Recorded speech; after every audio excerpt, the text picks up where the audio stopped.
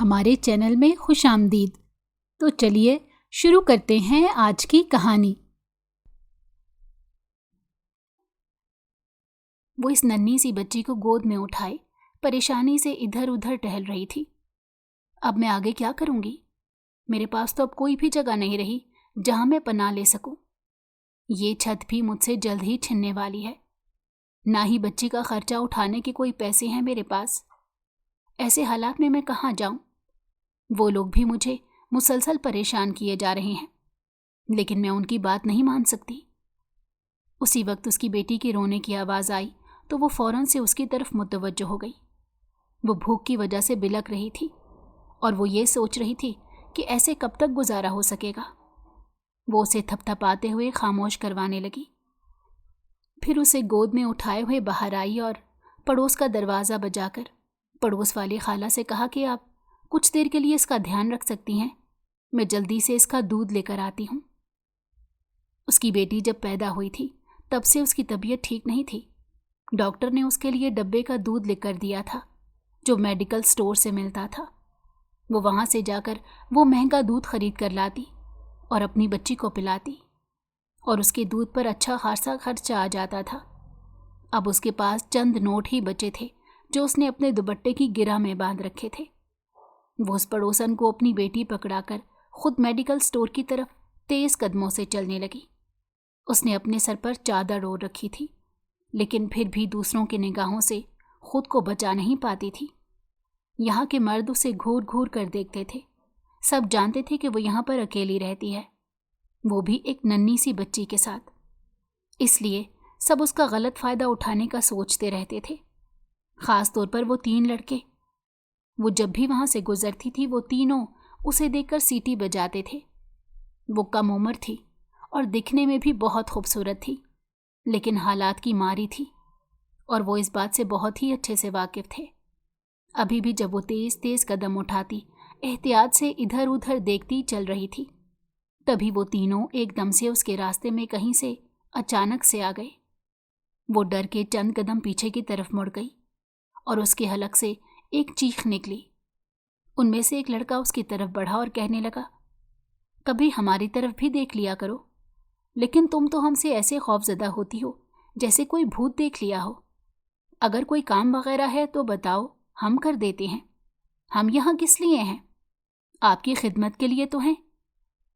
ये कहते वो एक दूसरे की तरफ देखते ज़ोर ज़ोर से हंसने लग गए। वहाँ से गुजरते एक बुजुर्ग ने जब ये मंजर देखा तो गुस्से से उन लड़कों की तरफ आए और कहने लगे, शर्म नहीं आती? एक अकेली औरत को इस तरह से परेशान करते हो? चलो निकलो यहाँ से। उन्हें देखकर वो लड़के वहाँ से चले गए तो वो उसके पास आए और कहने लगे, बेटी अगर कोई काम होता है तो आस पड़ोस के किसी बच्चे को कहते हैं। तुम्हें पता है ना कि यहाँ के लोग कैसे हैं। इस तरह अकेले ना निकला करो, आइंदा ध्यान रखना।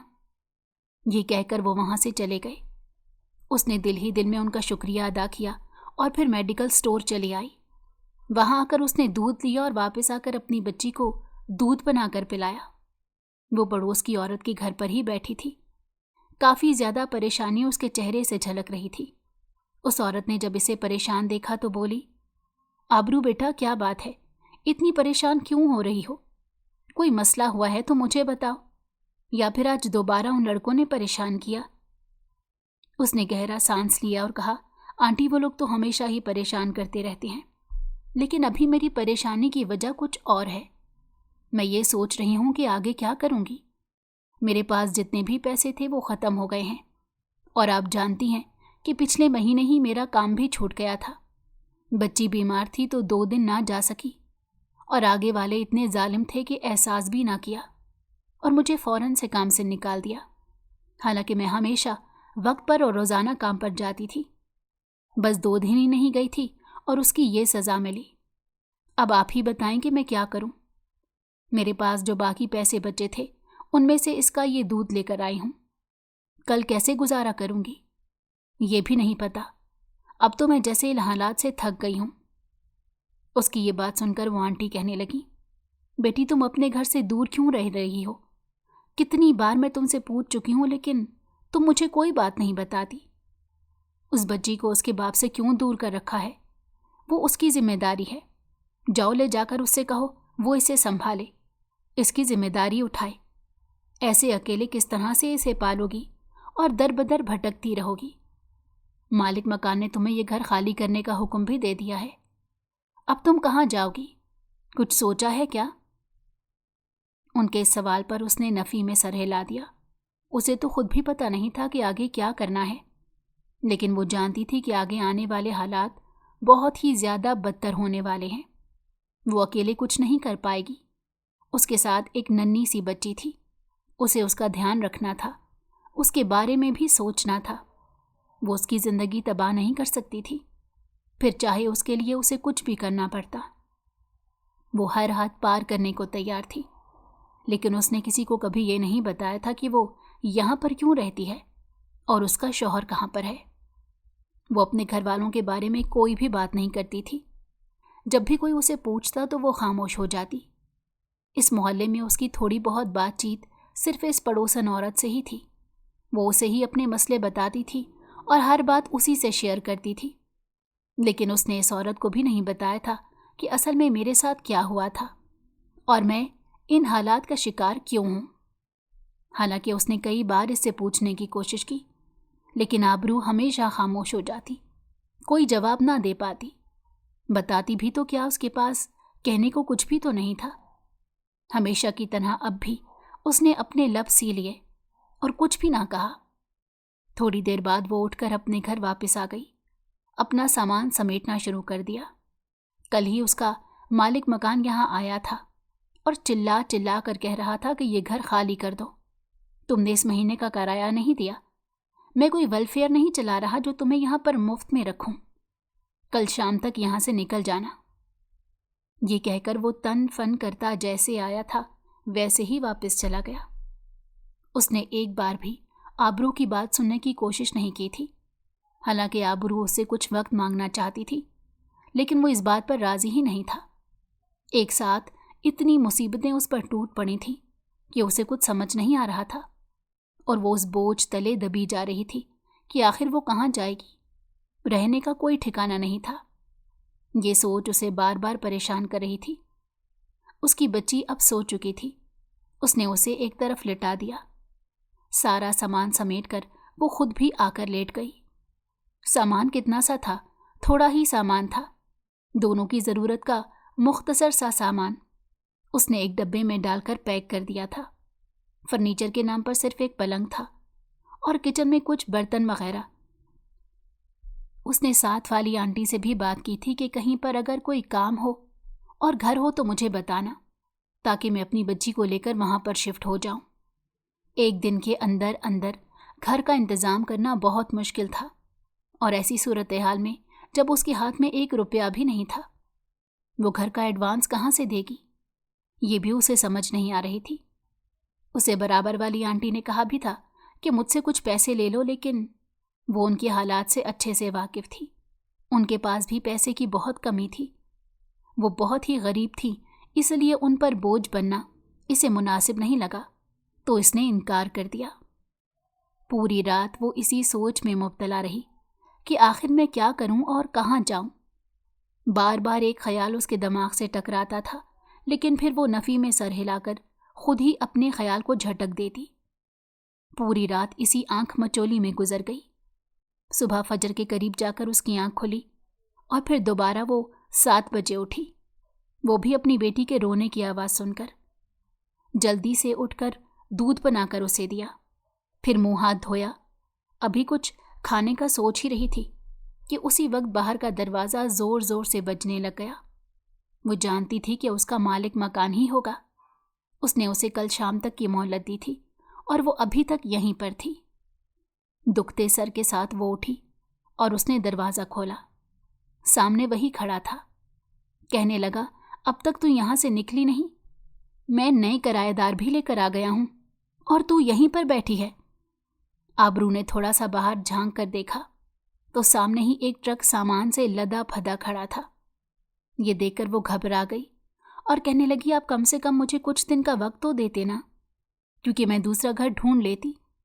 آپ کو پہلے مجھے بتانا چاہیے تھا، یہ میرے ساتھ زیادتی ہے۔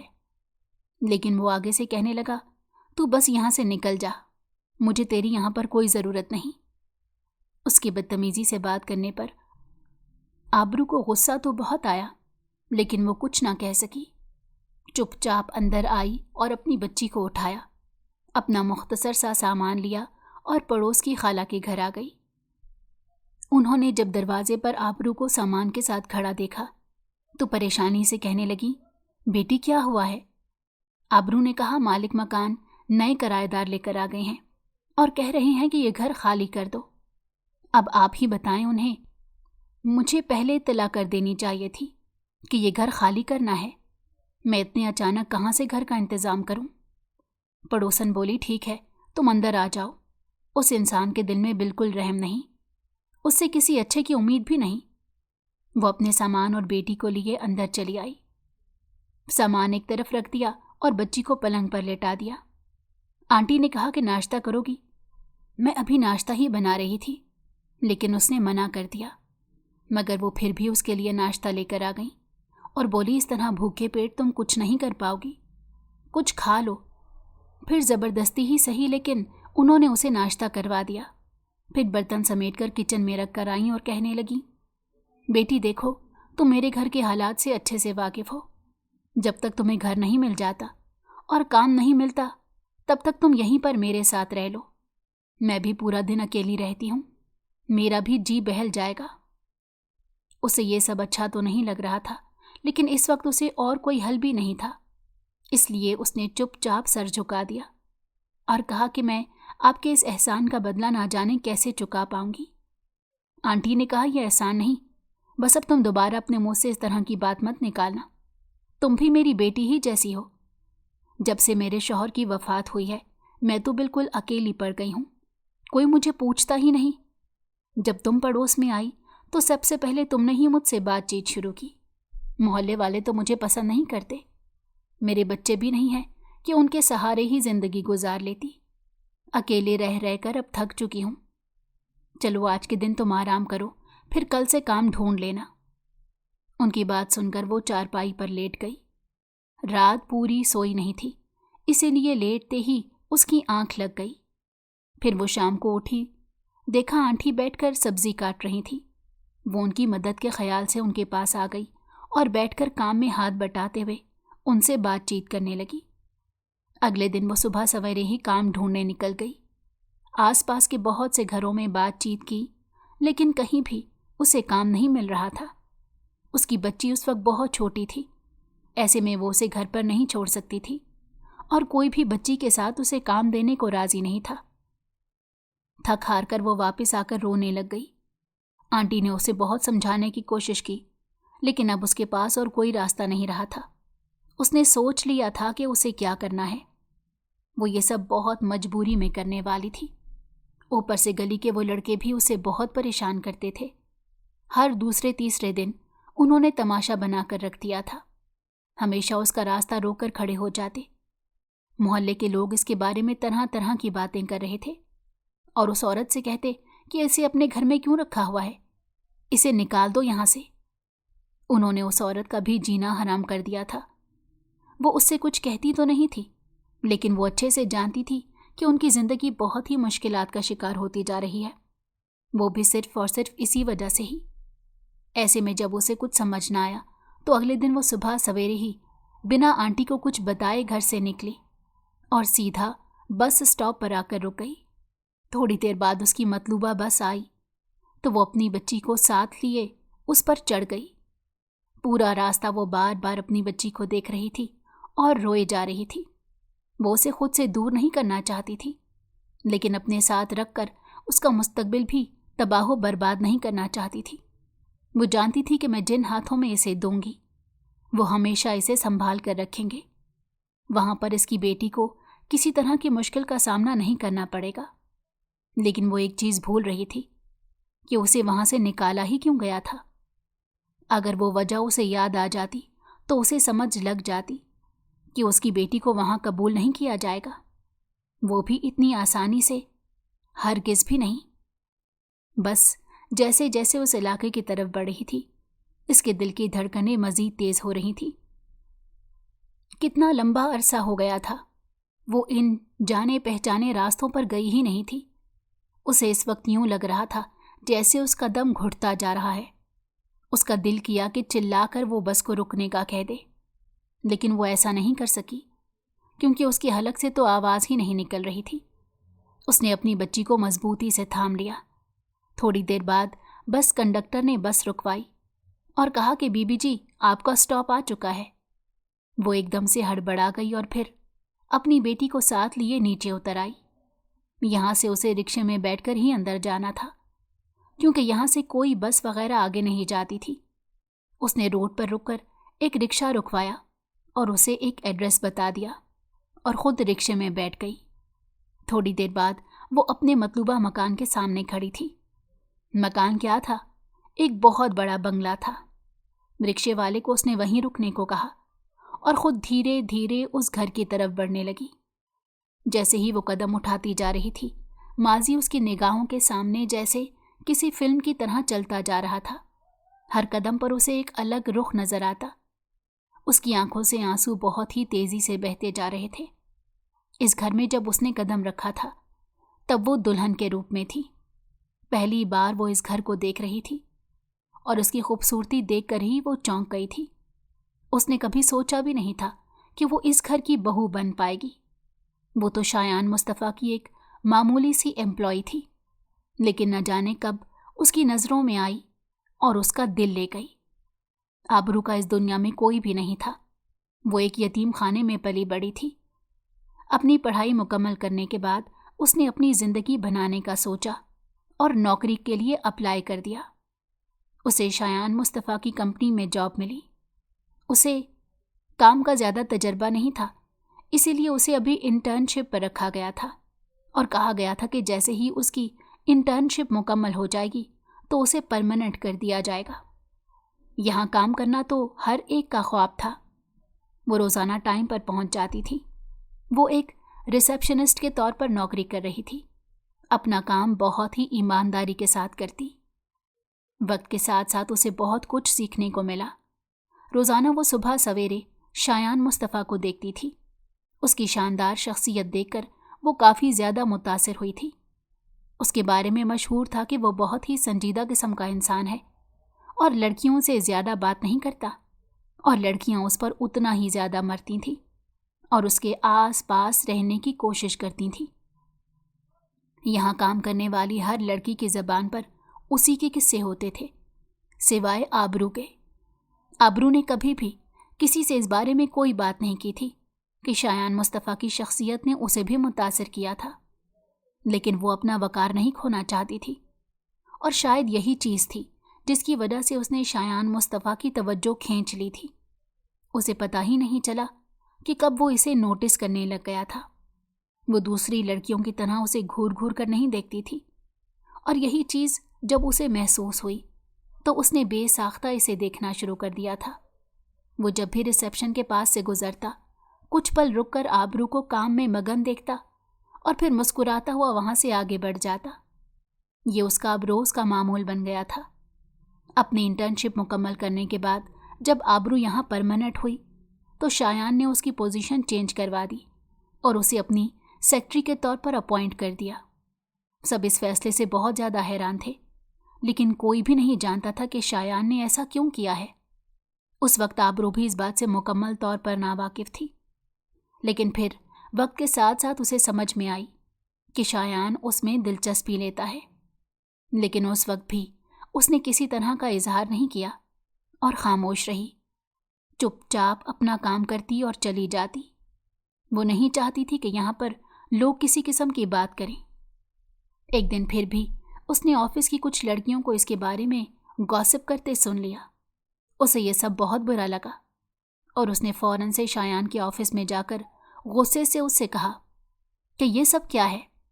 आपने मुझे रिसेप्शन की नौकरी पर हटाकर यहाँ क्यों अपॉइंट किया है? आपको पता भी है कि लोग बाहर क्या बातें बना रहे हैं। आपकी वजह से मैं अपनी इज्जत नहीं खो सकती। मैंने तो आपसे ऐसा कुछ नहीं कहा था। मैं अपनी नौकरी से खुश थी। जो पोजीशन मुझे मिली थी मैं उसी से अच्छे से रह रही थी। फिर आपने ये सब क्यों किया? सबके सामने मेरा तमाशा बनवाने के लिए? उसके यूं अचानक से फटने पर शायान पहले हैरान रह गया, फिर उसने उठकर दरवाज़ा बंद किया और कहा, मेरा ऐसा कोई मकसद नहीं था और ना ही मैं कुछ गलत सोच रहा हूँ। तुम काम में अच्छी हो और मुझे काबिल असिस्टेंट की ज़रूरत थी। मेरी असिस्टेंट ने कुछ वक्त पहले काम छोड़ा था और मेरा काम काफ़ी ज़्यादा डिस्टर्ब हो गया था, इसीलिए मैंने फौरी तौर पर तुम्हें अपॉइंट कर दिया, क्योंकि असिस्टेंट के पास बिजनेस की अहम मालूमात होती हैं और इस वक्त मुझे कोई भी भरोसेमंद असिस्टेंट नहीं मिल रहा था। तुम नज़र आई तो मैंने तुम्हें रख लिया। लोग क्या कहते हैं क्या नहीं, मुझे इस बात से कोई गर्ज नहीं है। लोगों का काम बातें करना है और वो हर हाल में करके रहेंगे। और हाँ, इस बात में कोई शक नहीं कि मैं तुम्हें बहुत पसंद करता हूँ। उसने यूं अचानक कहा था कि आबरू अपनी जगह जम कर रह गई थी। उसे कुछ समझ न आया कि वो उसकी इस बात का क्या जवाब दे और क्या रद्द अमल जाहिर करे, इसीलिए पाँव पर तख्ती वहाँ से बाहर निकल गई। पीछे शायान बस मुस्कुरा कर रह गया। आमतौर पर वो किसी को सफाई नहीं देता था, लेकिन इस लड़की को वो हर तरह से सफाई देने को तैयार था। वो उसे बताना चाहता था कि वो उसकी ज़िंदगी में क्या अहमियत इख्तियार कर गई है और उसकी क्या जगह है। उसका बस नहीं चल रहा था कि वो ये नौकरी छोड़ दे, लेकिन कहीं और पर इतनी अच्छी नौकरी मिलने का इम्कान नहीं था और यहाँ पर काम करके उसे अच्छा भी महसूस होता था, लेकिन लोगों की बातें उसे बहुत बुरी लग रही थीं। इसलिए उसने सोचा कि जैसे भी है यहीं पर काम कर लेती हूँ, बात की बाद में देखी जाएगी। यही सोचकर वो अपने काम में पूरी तुंदही से मसरूफ़ हो गई। वो किसी को बात करने का मौका नहीं देना चाहती थी। वो साबित करना चाहती थी कि ये नौकरी वो डिज़र्व करती है। एक दिन शायान ने उससे कहा कि आज रात को बिजनेस डिनर है, तुम्हें भी उसमें शामिल होना पड़ेगा, क्योंकि तुम एक असिस्टेंट हो। वहाँ पर हम बिजनेस मीटिंग करेंगे। ये बिजनेस डिनर इसीलिए रखे जाते हैं ताकि बिजनेस ताल्लुकात बढ़ाए जा सकें। तुम अच्छे से तैयार होकर आ जाना। तुम्हारा ड्रेस तुम्हारे घर भिजवा दिया जाएगा। पहले तो इसका दिल किया कि वो इनकार कर दे, लेकिन फिर उसे पता चला कि ये तो उसकी नौकरी का हिस्सा है, तो वो कुछ भी ना कह सकी।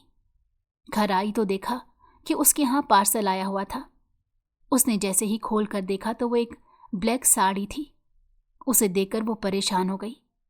उसने फ़ौरन से शायान को कॉल की और कहा, मैं ये ड्रेस नहीं पहन सकती। मैंने अपनी ज़िंदगी में कभी भी साड़ी नहीं पहनी है और ना ही मुझे इसे संभालना आता है। ये ड्रेस मुझे बिल्कुल भी पसंद नहीं।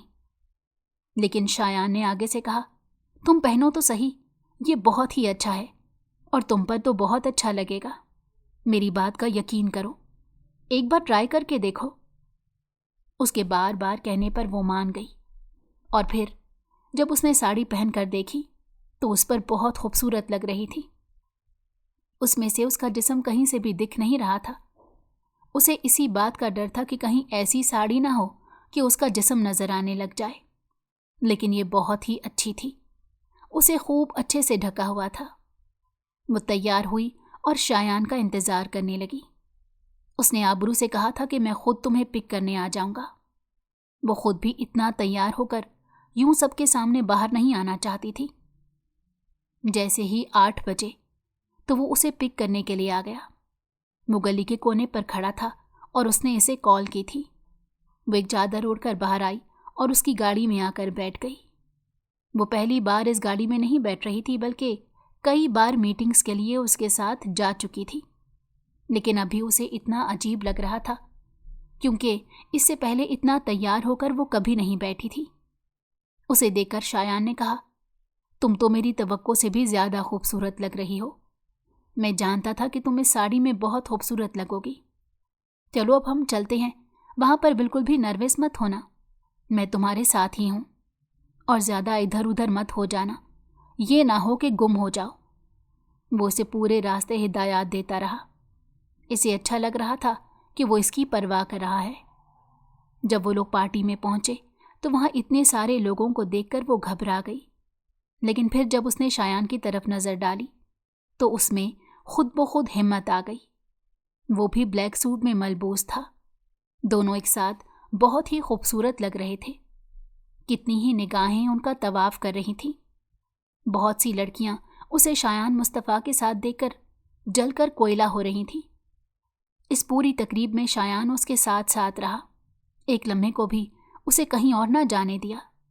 वो नहीं चाहता था कि इस भीड़ भाड़ में कहीं वो खो जाए या फिर उसे कोई गलत निगाह से देखे, क्योंकि यहाँ पर आने वाले मर्द यही सब करते थे और वो किसी को ऐसा मौका हरगिज़ नहीं देना चाहता था।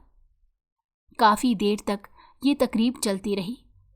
हील्स की वजह से उसके पाँव काफ़ी दर्द कर रहे थे। उसने शायान से कहा कि मुझे अब और यहाँ खड़ा नहीं होना, मेरे पाँव दुख चुके हैं। फिर वो उसे अपने साथ लिए फवारे के पास आकर बैठ गया। वो दोनों वहीं बैठकर खाना खाने लग गए। ये रात बहुत यादगार थी। रात गए उसने उसे घर पर छोड़ा। अगले दिन ऑफिस की छुट्टी थी तो वो काफ़ी देर से उठी। जब आंख खुली तो देखा कि शायान की कॉल आई हुई थी। उसने उसे कॉल बैक की तो कहने लगी, क्या हुआ, खैरियत तो है? कोई काम है जो आपने इतनी सुबह सुबह कॉल कर दी? शायान ने उसे कहा कि ज़रा अखबार तो देखो, मैगज़ीन और अखबार में हमारी तस्वीरें आई हैं। मैं नहीं चाहता कि तुम्हें किसी परेशानी का सामना करना पड़े, इसलिए घर से बाहर मत निकलना। जब तक मैं न कहूँ कहीं पर भी मत जाना। ये सुनकर वो फ़ौरन से परेशान हो गई। उसने जैसे ही आज का अखबार उठाकर देखा तो कल रात की पार्टी की तस्वीर वहाँ पर साफ साफ नजर आ रही थी। शायान और उसे कपल बताया जा रहा था। ये तमाम सूरत हाल उसके लिए नाकाबिले कबूल थी। वो जानती थी जैसे ही वो बाहर गई प्रेस वाले उसके पीछे पड़ जाएंगे। वो तो एक आम जिंदगी गुजारने वाली लड़की थी। ये तमाम चीज़ें हैंडल करना उसे बिल्कुल नहीं आता था, लेकिन शायान इन तमाम चीज़ों से बखूबी वाकिफ़ था। उसने ना जाने किस तरह से ये तमाम अखबार हटवाए और तमाम तस्वीरें भी हटवा दी। उसके बाद ही आबरू अपने घर से बाहर निकल पाई। उसने सुख का सांस लिया कि ये तमाम किस्सा ख़त्म हो गया, लेकिन अभी तो असल कहानी शुरू हुई थी। जब उसने ऑफिस में कदम रखा तो सबने ये कहना शुरू कर दिया कि तुम तो बहुत तेज़ निकली, बॉस को ही पटा लिया, इसीलिए उनके करीब रहकर काम करती थी। ये सब बातें उसे बर्दाश्त ना हुई तो उसने अंदर आकर शायान से कहा कि मैं रिज़ाइन करना चाहती हूँ। ये सुनकर शायान चौंक उठा और कहने लगा कि आखिर क्यों, तुम्हें नौकरी क्यों छोड़ना चाह रही हो?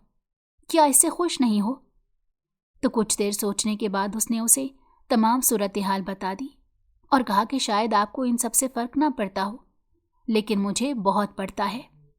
मेरे मोहल्ले में भी सब मेरे बारे में बातचीत कर रहे हैं और कह रहे हैं कि इसका कोई ख़ानदान नहीं है। अगर होता तो ये ऐसी हरकतें ना करती। अब आप भी बताएं कि मैं क्या करूं? शायान ने कुछ देर सोचते रहने के बाद कहा, मुझसे शादी कर लो। ये सुनकर वो अपनी सीट से उठकर फ़ौरन से खड़ी हो गई और कहने लगी, ये आप क्या कह रहे हैं? शायान बोला, हाँ यही हल है। वैसे भी मैं तुम्हें पसंद करता हूँ, तुम्हें इस बात का अच्छे से अंदाज़ा है, और तुम मुझे करती हो मैं भी जानता हूँ, तो शादी करने में क्या मसला है? लोगों ने खुद से जो कहानियाँ घड़नी थी वो तो उन्होंने घड़ ली हैं, अब हमें शादी कर लेनी चाहिए।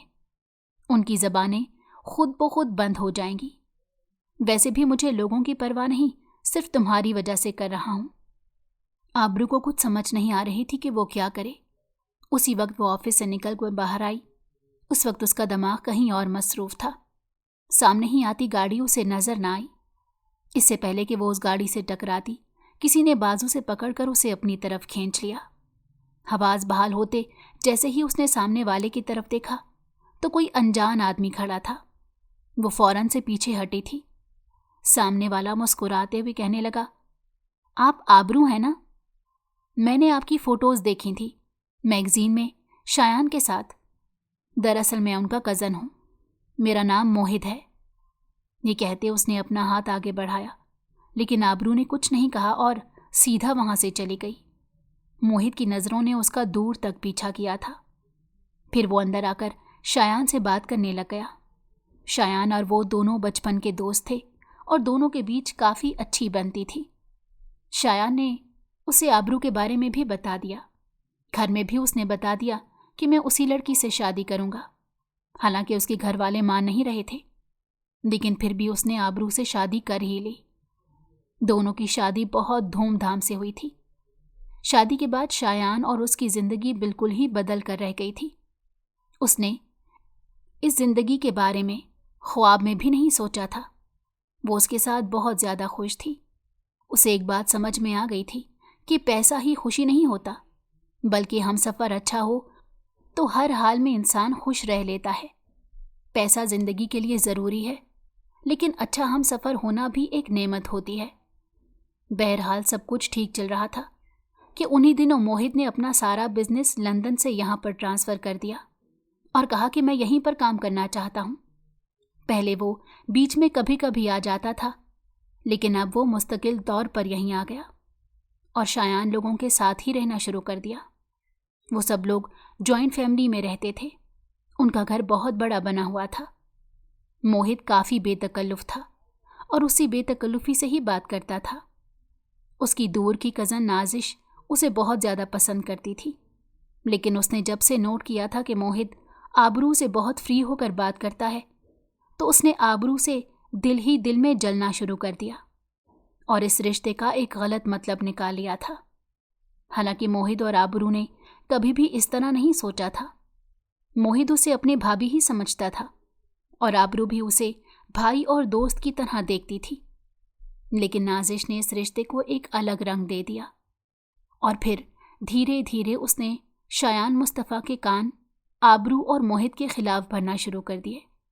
شروع میں تو شایان نے اسے غصہ کر کے ٹال دیا، لیکن پھر اس نے بھی نوٹ کرنا شروع کر دیا کہ وہ دونوں آپس میں بہت ہی بے تکلفی سے بات کرتے ہیں اور زیادہ وقت ساتھ گزارتے ہیں، اور پھر شک کا بیج اس کے دل میں پروان چڑھنے لگ گیا اور ایک دن تو اس کی برداشت کی حد ہو گئی۔ اس دن بہت ہی تیز بارش ہو رہی تھی۔ موہت اور آبرو بارش میں بیٹھے ہوئے تھے۔ آبرو کو بارش بہت زیادہ پسند تھی، اسی لیے وہ اٹھ کر بارش میں گھومنے لگ گئی۔ موہت بھی وہیں پر آ گیا۔ اچانک سے گھومتے گھومتے اس کا پاؤں پھسلا اور اس سے پہلے کہ وہ گرتی موہت نے اسے دھیرے سے تھام لیا، اور یہ منظر شایان مصطفیٰ نے اپنی آنکھوں سے دیکھا اور نازش کی کہی ہر بات کو سچ مان لیا۔ وہ غصے سے چلاتا ہوا وہاں پر آیا اور ایک زوردار تھپڑ اس نے موہت اور آبرو کو دے مارا۔ دونوں اپنی اپنی جگہ شاک رہ گئے۔ ان میں سے کسی نے سوچا بھی نہیں تھا کہ کوئی اس طرح سے ان کے رشتے کو غلط نظر سے دیکھے گا۔ نازش نے جلدی پر تیل چھڑکا اور پھر یہ بات یہاں تک پہنچی کہ شایان نے غصے سے چلاتے ہوئے اسے وہاں سے باہر نکل جانے کو کہہ دیا۔ آبرو روتے ہوئے اپنا مختصر سامان لے کر وہاں سے باہر نکل گئی۔ موہت نے شایان کو بہت سمجھانے کی کوشش کی، لیکن کوئی بھی اس کی بات کا یقین کرنے کو تیار نہیں تھا۔ سب اسے بد کردار کہہ رہے تھے۔ موہت جانتا تھا کہ یہ سب کچھ نازش نہیں کروایا ہے، اسی لیے اس دن کے بعد سے اس نے نازش سے بات کرنا ہی بند کر دی تھی۔ نازش نے جس مقصد سے یہ سب کیا تھا وہ پورا نہیں ہوا تھا۔ وہ نیم پاگل سی ہوتی جا رہی تھی، ہر وقت اس کے پیچھے پڑی رہتی تھی، لیکن موہت اسے نظر انداز کر دیتا۔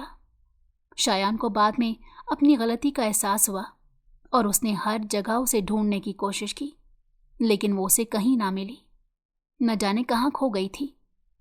آبرو ایک پرانے سے علاقے میں آئی اور ایک گھر میں کام ڈھونڈ کر وہیں پر رہنا شروع کر دیا۔ محلے کے لوگ اسے پسند نہیں کرتے تھے۔ تبھی اسے پتہ چلا کہ وہ حاملہ ہے، اور جب 9 ماہ بعد اس نے بیٹی کو جنم دیا تو رونے لگ گئی۔ اسے سمجھ نہ آیا کہ وہ اس کی تربیت کیسے کرے گی، اکیلے اسے کیسے پالے گی۔ بہرحال ہمت کی اور کسی نہ کسی طرح سے اس کا دھیان رکھنا شروع کر دیا۔ یہاں پر حالات بگڑ چکے تھے اور اب نہ تو اس کے پاس نوکری تھی اور نہ ہی گھر تھا۔ ایسے میں اس نے فیصلہ کیا کہ اس بچی کو اس کے باپ کے پاس چھوڑ کر آ جاؤں، وہ اس کا دھیان رکھ لے گا۔ پتہ نہیں اسے قبول کرے گا یا نہیں، لیکن جب اسے پتہ چلے گا کہ وہ اس کا اپنا خون ہے تو وہ اس سے منہ نہیں موڑے گا۔ یہی سوچ کر وہ یہاں پر آئی تھی۔ بیرونی دروازے سے اندر داخل ہو کر اس نے بچی کو گیٹ پر رکھ کر واپس مڑنے کے لیے پر تولنا شروع کر دیے۔ اسے اپنی بچی کو یہاں چھوڑتے بہت تکلیف ہو رہی تھی۔ اس سے پہلے کہ وہ مڑ کر چلی جاتی، اسی وقت اندر سے باہر آتے موہت کی نگاہ اس پر پڑی۔ वो तेजी से भागता हुआ उसकी तरफ आया और नाजिश जो यहीं पर आ रही थी वो एकदम से मोहित से टकराई, लेकिन मोहित ने उसे नज़रअंदाज किया और तेजी से आबरू की तरफ बढ़ते हुए उसका हाथ पकड़कर कहने लगा, भाभी। ये सुनते ही आबरू ने चौंक कर मुड़ कर देखा तो सामने मोहित खड़ा था। इससे पहले कि वो उसे अपना हाथ छुड़वाती, उसी वक्त मेन गेट से अंदर आती मर्सिडीज की हेडलाइट्स उन दोनों पर पड़ी। वो दोनों अपनी जगह चौंक कर रह गए थे। आबरू ने फौरन से अपना हाथ मोहित के हाथ से खींचा और चादर दुरुस्त करने लग गई। गाड़ी में बैठे शायान मुस्तफ़ा ने यह मंजर देखा और अपनी मुट्ठियां भींच लीं। 2 साल पहले भी उसने इसी जगह पर उन दोनों को देखा था, एक दूसरे के बेहद करीब। अभी भी उसे शदीद गुस्सा आया और वो गुस्से से गाड़ी से बाहर निकला और सीधा आबरू की तरफ बढ़ा। उसी वक्त मोहित बीच में आ गया और कहने लगा, शायान, ऐसा कुछ नहीं है जैसा तुम सोच रहे हो। जो कुछ तुमने देखा था तब भी वो झूठ था और गलत था। हकीकत से उसका कोई ताल्लुक नहीं था, और अब जो तुम समझ रहे हो वो भी गलत है। उसने मोहित की कोई बात न सुनी और आबरू को पकड़कर सीधा अंदर आ गया। उसने दरवाजे पर रखी उस बच्ची को अब तक नहीं देखा था, लेकिन मोहित उस बच्ची को देख चुका था। वो उसे उठाकर अंदर ले आया। दूसरी तरफ शायान सीधा उसे अंदर लेकर गया और कहने लगा, तुम यहाँ पर क्यों आई हो? मैंने तुम्हें इस पूरे शहर में ढूंढा, पूरा शहर तुम्हारे लिए छान मारा, लेकिन तुम मुझे कहीं ना मिली। ये कहकर वो रोने लग गया।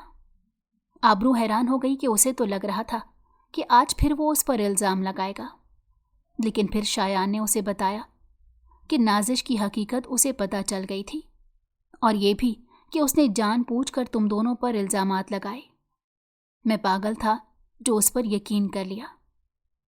मुझे माफ़ कर दो। आबरू कुछ भी समझ नहीं पा रही थी। उसी वक्त बाहर दरवाज़ा बजा। शायान ने उठकर खोला तो बाहर मोहित खड़ा था और उसके हाथ में बच्ची थी। आबरू तेज़ी से उसकी तरफ बढ़ी और उसने मोहित के हाथ में थामी बच्ची को अपनी गोद में ले लिया। शायान को अपनी आंखों पर यकीन नहीं आ रहा था। उसने आबरू से कहा कि ये हमारी बेटी है, तो आबरू ने रोते हुए सर हिला दिया। शायान मुस्तफ़ा, जो किसी के सामने झुकता नहीं था, उसके सामने झुककर उससे माफ़ी मांग रहा था। उन दोनों ने एक लंबी जुदाई काटी थी, इसलिए आबरू ने उसे माफ़ कर दिया। अपने से ज़्यादा उसने ये अपनी बेटी के लिए किया था।